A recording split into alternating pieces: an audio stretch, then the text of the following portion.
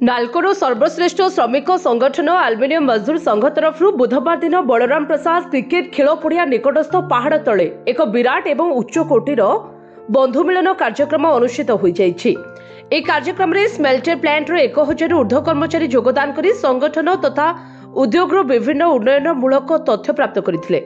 संगठन कार्यकारी सभापति श्री गोपालकृष्ण मल्लिक स्वागत भाषण करने सहित अतिथि मानकु मंचासीन कराइथिले। अतिथि मानक मध्य संगठन प्रतिष्ठाता श्री गोकुलानंद जेना एवं शत्रुघ्न तराई, वरिष्ठ बीजेपी नेता मीनकेतन अमांत, श्री विनोद कुमार सेठ एवं अमेय त्रिपाठी, भारतीय मजदूर संघर राज्य कोषाध्यक्ष श्री संजय देहुरी, केंद्रीय कार्यनिर्वाही सदस्य श्रीमती सुरभि स्वाई एवं बहु मान्यगण्य व्यक्ति विशेष योगदान करी कार्यकर्ता मानकर त्याग एवं तपस्या को भूयसी प्रशंसा करथिले एवं आलुमिनियम मजदूर संघ को नालकोर सर्वश्रेष्ठ श्रमिक संगठन आख्या देथिले।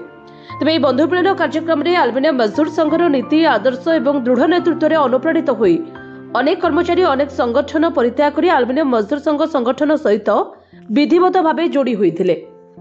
संघर साधारण संपादक श्री विनोद कुमार श्यामल आलुमिनियम मजदूर संघ तरफ बहु प्रतीक्षित पीआरपी एवं अण ऑफिसर नियुक्ति भली अनेक उद्योग सहित उन्नयनमूलक कार्यक्रम को प्रतिपादित करथिले एवं संघर सभापति श्री मुन्ना समल कर्मचारी मानक हित को सर्वाग्रे रखी आलुमिनियम मजदूर संघर आगामी कार्यपंथा निर्धारण करने सहित धन्यवाद अर्पण करथिले। ब्यूरो रिपोर्ट जे न्यूज।